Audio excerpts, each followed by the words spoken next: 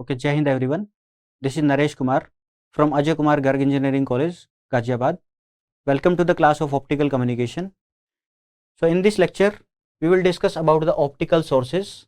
That is, main optical source discussed here will be laser diode, and the topic covered for the laser will be optical feedback, laser oscillations and resonance. So the main contents for this lecture will be introduction about the laser, basic working principle for the laser, cavity based laser structure, optical feedback, laser oscillation and resonance, laser modes or laser lines, threshold condition for laser oscillation and related some numerical problem. So first of all, introduction to laser. Basically we know that in the optical communication system, optical sources are required at the transmitter side. So in the case of optical communication system, we require optical sources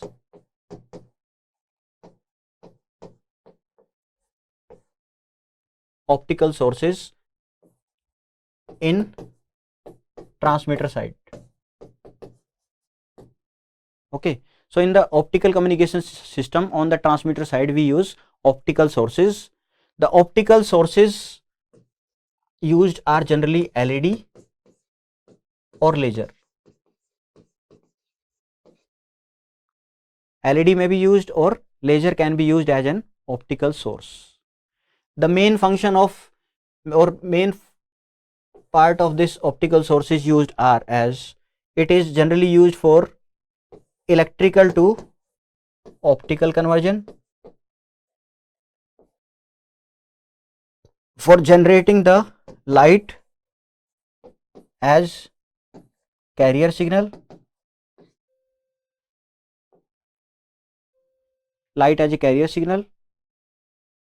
then we can also use the optical sources for achieving the modulation.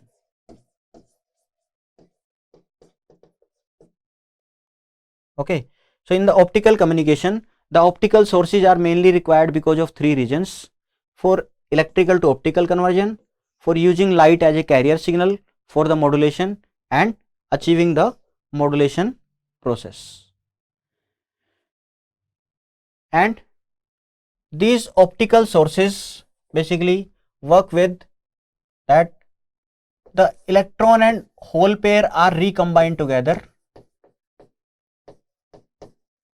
and photons are generated. That is, electrons are injected and the recombination of electron hole pair will occur, that will result into the generation of photons or light. And these optical sources mainly work when these are forward biased. Okay, so optical sources work with forward bias, and in the receiver side we use photodiode or photodetector that work with the reverse bias. So here we are discussing the laser. So laser basically stands for light amplification by stimulated emission of radiation.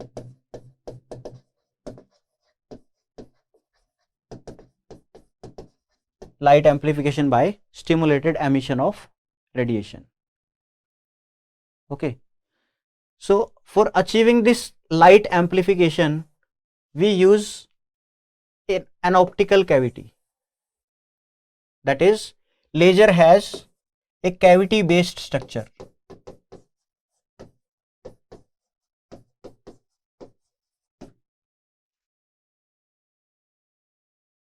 Okay, so this is the some basic points, and as we know that in the optical transmitter we can use LED as an optical source or laser as an optical source. So there can be some comparisons or some characteristics based upon that. We can say that where we should use the LED, where we should use the laser. So some comparison or advantages for the laser are discussed here. Okay, these are as follows. As compared to LED, high radiance is there in the case of laser. This is mainly because of amplifying effect and stimulated emission. That is, output power generated in the case of laser is comparatively more as compared to LED. Another is narrow line width. Okay, so spectral line width of the source, that is laser, is less as compared to the LED. Okay, as compared to LED, the spectral line width of the laser is very less. That results into the less value of intramodal dispersion. Okay, so the intramodal dispersion is directly proportional to the spectral line width of the source. So it will be more in the case of LED and it will be less in the case of laser. Next is modulation capabilities. The modulation capabilities of or modulation bandwidth of laser is comparatively more as compared to LED. Okay, so the modulation range, modulation capabilities for the laser lies in the gigahertz range. Next is temporal coherence, relative temporal coherence. Because of this property, the laser can be used as an optical source in the case of heterodyne coherent detection. Okay, so basically we can use two type of detection, direct detection and coherent detection. In the coherent detection, there are two types, homodyne and second is heterodyne. Homodyne and heterodyne. So in the case of coherent detection, along with the received optical signal, we also use an additional optical source,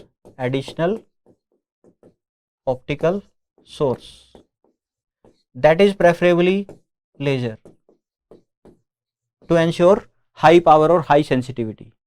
So basically an external laser is also used along with the received optical power from the fiber. These two are combined together and then incidented over the photodetector. This is coherent detection. So in the coherent detection, there is heterodyne detection.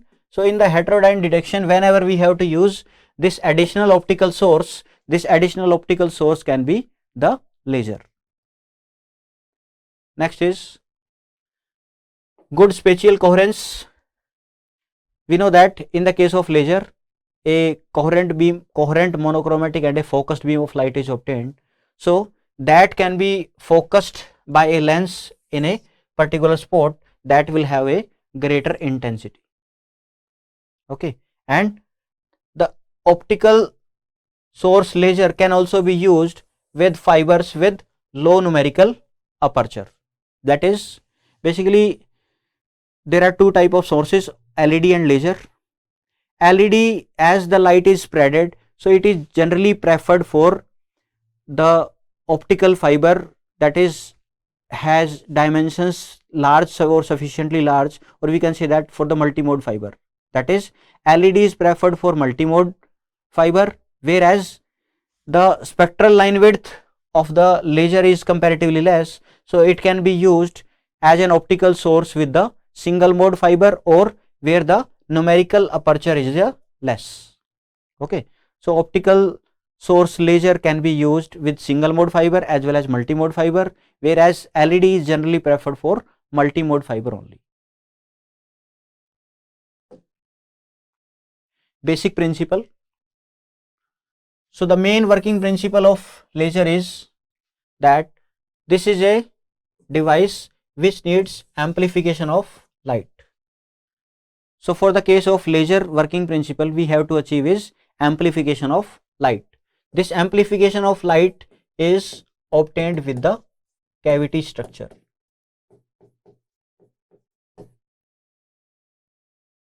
Okay, and then we have light amplification by stimulated emission of radiation. Okay, the main principal term used here is stimulated emission. So along with cavity structure, we use stimulated emission.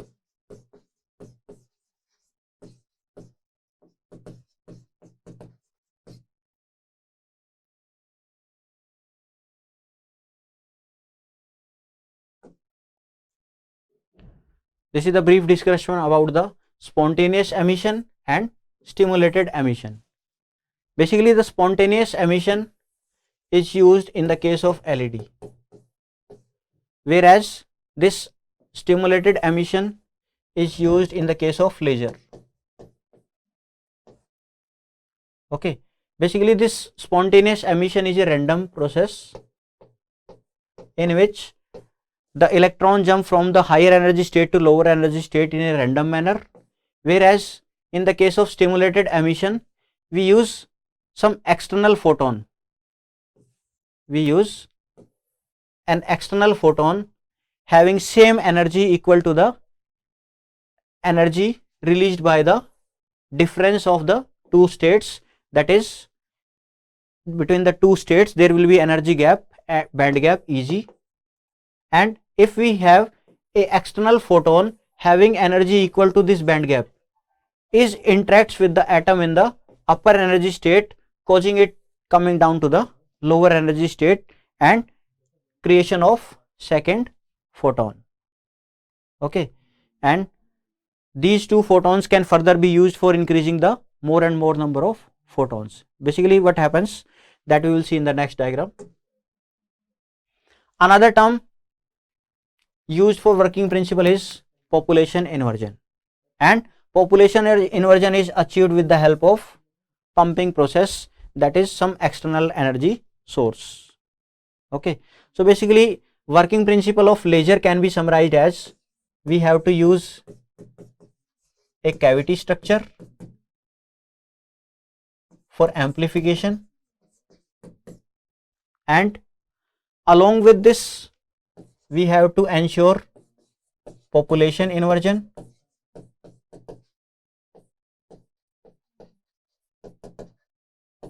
through pumping process.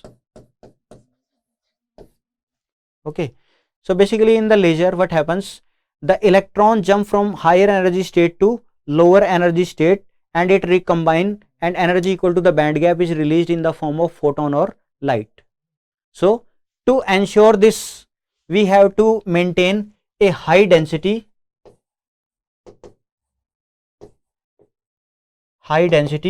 or large number of electrons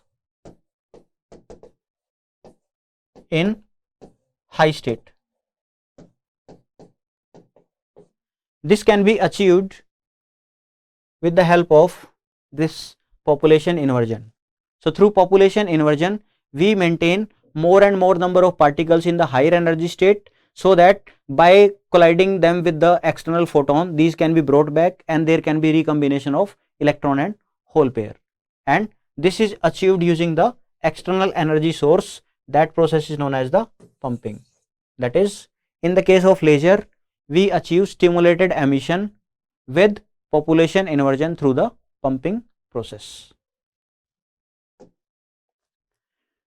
This is the diagram to explain the working principle, or understanding the working principle of optical sources. Okay, so first of all, as we know that optical sources work when these are forward bias.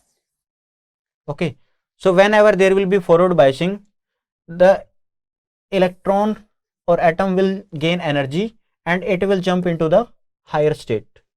Okay, so whenever there will be forward biasing, there will be absorption phenomena and the particle will go into the higher energy state, or E2, where this E2 is greater than E1. And as the particle in this higher state, this is unstable, so in a random manner after some time it will come back down to the lower state. So whenever it will come down, this electron will combine with the hole, so there will be electron and hole recombine. By the recombination of this electron and hole pair, energy equal to the band gap,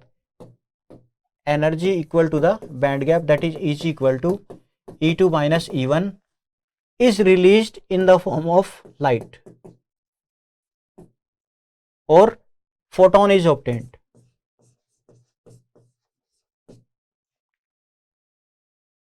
Okay, this process is known as spontaneous emission. This spontaneous emission is generally used in LED.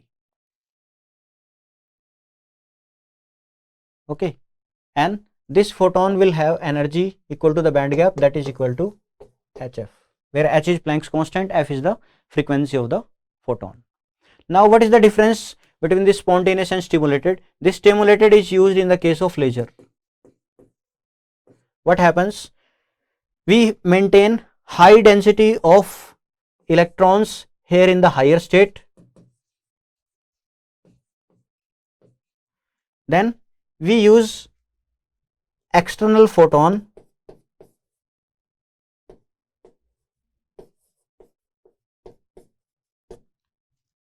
having the same energy equal to the band gap for bringing back this electron in the higher state to the lower state. So whenever there is this electron and hole pair recombine, a photon is obtained. So basically in this phenomena we have two photons, one photon external, one photon that we have obtained after recombination.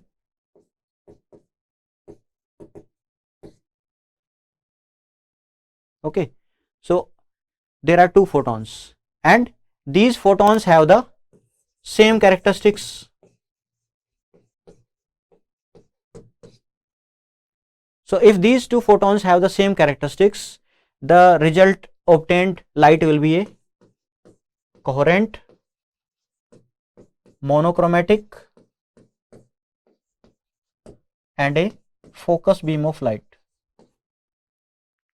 And these two photons can be further used for generating more and more number of photons by colliding with these more and more number of electrons in the higher state, which have been obtained through the population inversion through pumping process. So in this case the number of photons keep on increasing.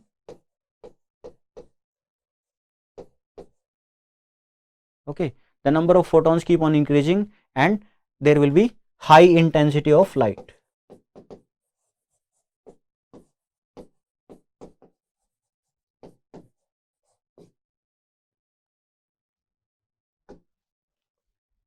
Next is cavity based laser structure with optical feedback, laser oscillation, resonance and laser modes, also known as laser lines. We have already studied in the case of laser what we require is amplification of light. For that is we need gain. For achieving gain we use a cavity structure. Okay, a cavity structure will be used, that we will show in the next slide, and inside this cavity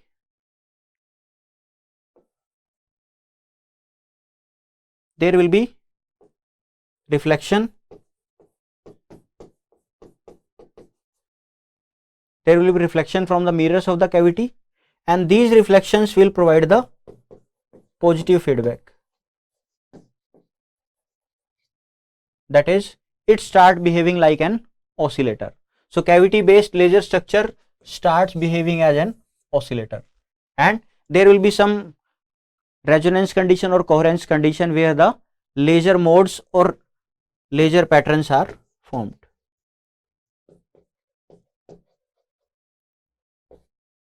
Okay, that we will discuss in further slides. So this is one example of cavity based structure. So this is laser cavity. This L is the length of the cavity. On both ends of the cavity we have reflection mirrors.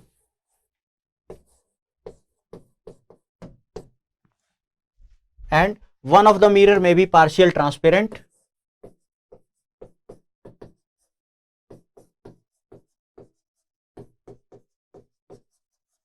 So that light may escape out of the cavity when the sustained oscillations are obtained, that is when the losses inside the cavity have been balanced out, then light will come out of the cavity. And inside the cavity we have to use, for obtaining gain, we have to use some kind of amplifying medium. Example of amplifying medium can be maybe a crystal like ruby crystal, maybe gas, helium, neon, etc., maybe some semiconductor material.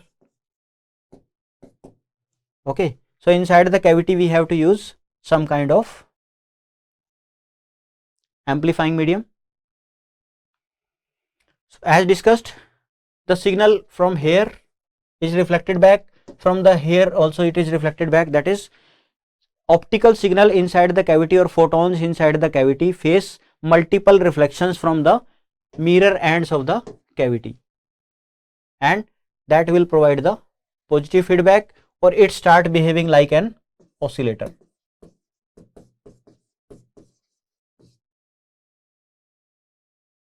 Okay, one popular example of laser cavity structure is known as Fabry-Pavret cavity, which is used in the case of semiconductor laser, also known as injection laser diode or semiconductor injection laser.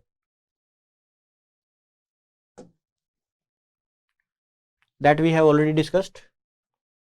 There will be amplification of light, that is gain is obtained by the multiple reflections. One of the mirror is made partially transparent so that light is escape out from the cavity when needed. So inside the optical fiber cavity we have studied that this is the cavity, it is reflected back here, again the signal is reflected back here. So there will be some phenomena of resonance condition will be there. Under resonance, here standing wave patterns are formed.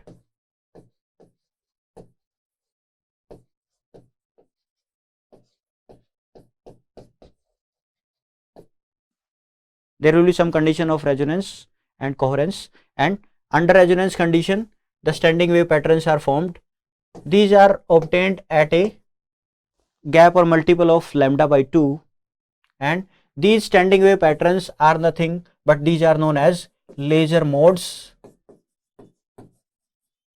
or laser lines. Okay, so under the condition of resonance inside the cavity, the relation between various parameters is given by L equal to lambda q by 2n, where this lambda is wavelength,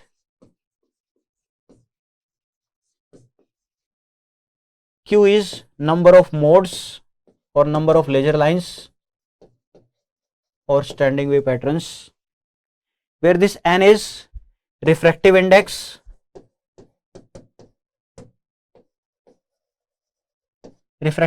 of amplifying medium,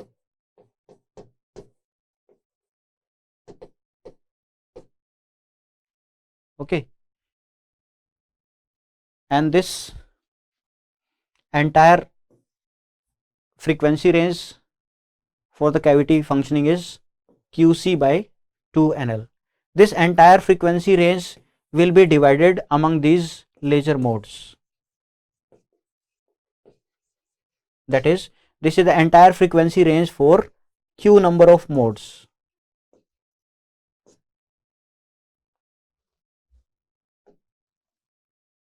Okay, so for there are Q modes, the spacing between the modes can also be calculated. The spacing between the modes can be calculated in terms of wavelength or maybe in terms of frequency. So the gap between the modes delta F will be C by 2NL. So basically standing wave patterns are formed. These are Q and these are modes, and the gap between the modes is delta F, or the spacing between the two modes inside the laser cavity is obtained by this relation.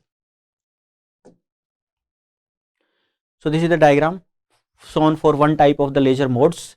Actually inside the laser cavity there are two type of modes. one is longitudinal mode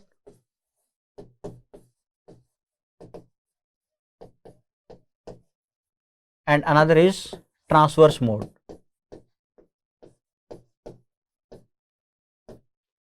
Okay, so here we have shown is longitudinal mode. So as discussed, there will be L equal to lambda q by 2NL, and spacing between the two modes, that is delta F, this will be given by C by 2NL.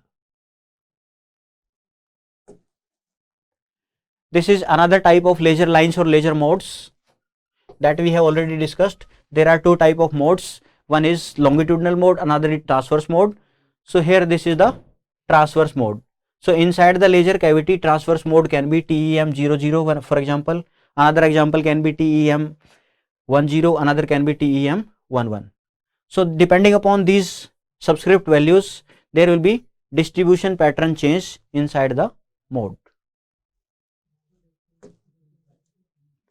We can discuss one numerical example related to this cavity based structure. So basically here we are using a ruby crystal laser. Okay, that means the amplifying medium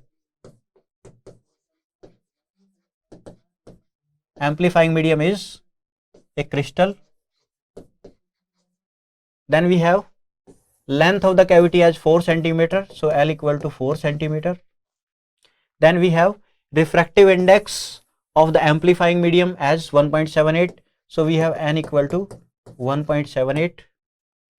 Then emission wavelength is given as 0.55, that is lambda equal to 0.55 micrometer. So what we have to obtain is the number of longitudinal modes. Number of modes, we know that this is given by Q. So the formula will be Q equal to 2NL by lambda. We are already given with N 1.78. We are already given with length 4 centimeter. We know the operating wavelength. So the number of modes occurring inside the laser cavity are 2.6 into 10 raised to power 5. Then we need to calculate the spacing between the modes, mode separation, frequency separation. So frequency separation will be delta F. As we have discussed in the previous slide, in the longitudinal modes, the spacing between the modes is C by 2NL. So we can calculate delta F equal to C by 2NL, where this C is velocity of light, N and L are already given. So the spacing between the two modes is 2.1 gigahertz. Now next is, what will be the threshold condition for laser oscillation? Basically, the light will not come out of the cavity when the sustained oscillations are obtained. For obtaining the sustained oscillations, the losses inside the cavity must be balanced out. So inside the cavity, what we are having, different type of losses are there, and inside the cavity, because of feedback mechanism, we are also obtaining the gain. So first purpose of this gain will be to balance out these losses. Whenever the losses inside the cavity are balanced out from the gain inside the cavity, only then sustained oscillations will be obtained and light will start coming out of the cavity through the partially transparent mirror. So to get this threshold condition of the gain, we have to calculate all type of losses occurring inside the cavity and all type of gain inside the cavity. So losses inside the cavity, all type of losses occurring inside the cavity are combinedly termed as fractional loss.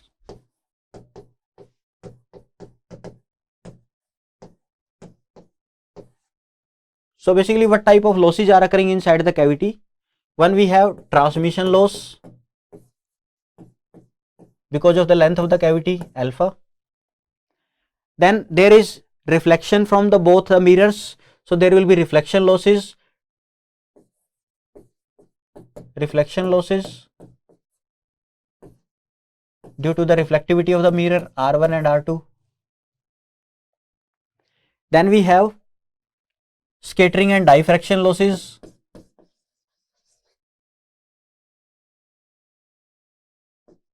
and diffraction losses.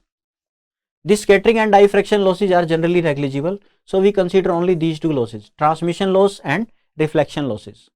These combinedly together termed as fractional loss. So fractional loss is given by R1 R2 exponential minus 2 alpha bar L, where R1 and R2 are the reflectivity of the two mirrors and alpha is transmission loss coefficient, L is the length of the cavity, and minus sign is here to indicate that this is a loss, and 2 is considered here because the signal is traveling two way, one from this side and another from that side. So then we have gain inside the cavity. Okay, so the gain inside the cavity are termed as fractional gain.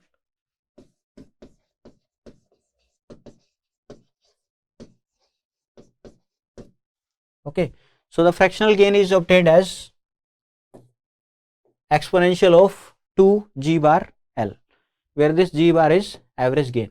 Okay, so what is the condition? For obtaining the sustained oscillations, we have to balance out. We have to balance out the losses occurring inside the cavity with the gain inside the cavity. So this can be obtained when the product of these two, loss and fractional gain, are equal to unity. Okay, so from this equation we can calculate the minimum value of average gain required for obtaining the sustained oscillations when the losses inside the cavity have been balanced out by the gain in the cavity. So this is the value of threshold gain, that is minimum gain that we must obtain inside the cavity so that sustained oscillations can be obtained or light may come out of the cavity.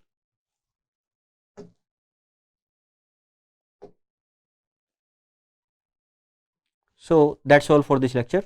Thank you everyone. Jai Hind.